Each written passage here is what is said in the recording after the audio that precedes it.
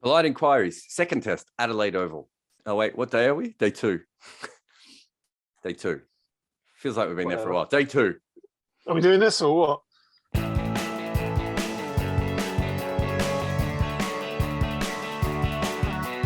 The third man says, so 5-0.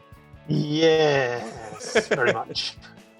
Oh my God, it's the worst bloody repeat I've ever watched in my life. I mean, my wife's watching this bloody Sex and the City reboot. I mean, this is worse than that. You know, we got the exact same cast. 4 years later, 4 years older. Where's Samantha? Worse. Miller says. Well, exactly. Is that Joffre? I don't know. Samantha's been rested because she's bowled too much in the first test. I don't know. It's just all thoroughly depressing. Mobeen Akram says, are England unlucky, ordinary, shambolic, pathetic, or a bit of everything? I think they've run out of unluck. I think they used up all of their unluck in the first test. This has just been rubbish. 9 drop chances out of 22 that have come their way. 2 wickets from no balls. They couldn't run David Warner out when he wasn't even holding the bat at one stage. I mean, there's luck and there's just what is going on here. And when you look at the catches specifically, Miller, their normal catching rate is terrible anyway. So yeah, they're slightly lower than normal, but you know, the real bad luck they've had is the fact that Australia hasn't dropped any.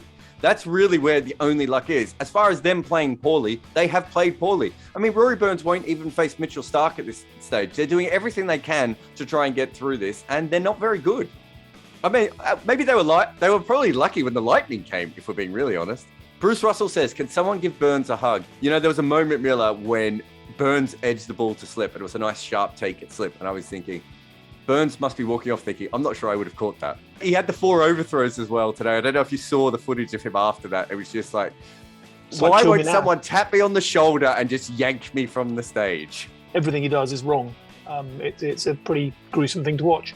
I mean, that first ball from Starc that bowled him at the start of the series is quite clearly playing on his mind, as is kind of everything else. Trina says, Marcus Harris is having an equally bad start to the series and has been average in tests. So why do we just keep talking about Burns? Burns has been more dramatic in that it was the first ball, the drop catches, even as we're talking about there, the 4 overthrows.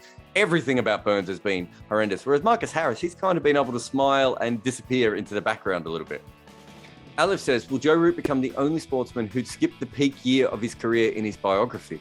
Amazing, isn't it? I mean, this is going to be his 8th defeat in 10 tests in his purple patch. It's absolutely incredible. I mean, you know, how can you have such a wonderful year and literally just want it to end now?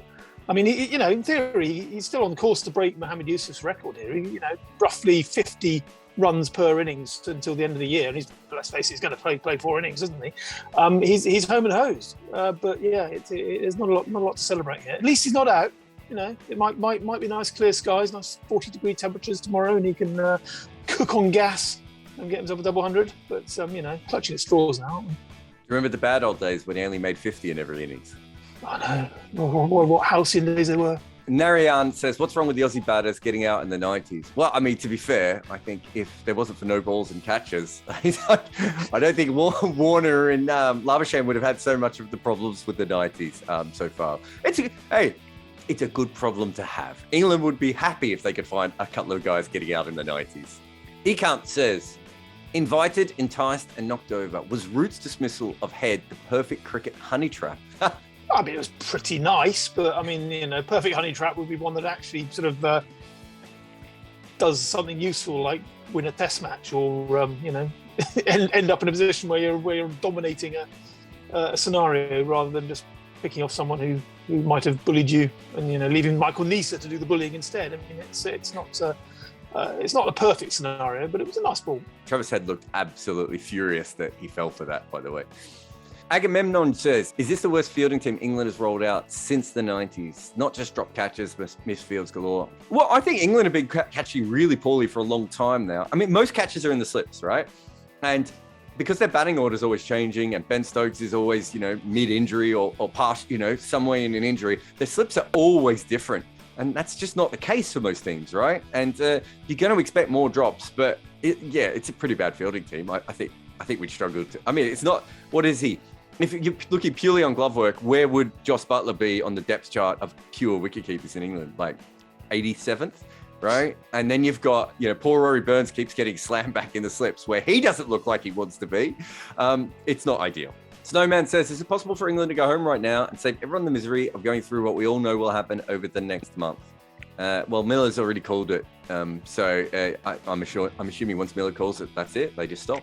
It's done. Yeah, we're through. I'm gonna go off and lie low for a COVID Christmas. I mean, there's nothing else to do here. See you tomorrow.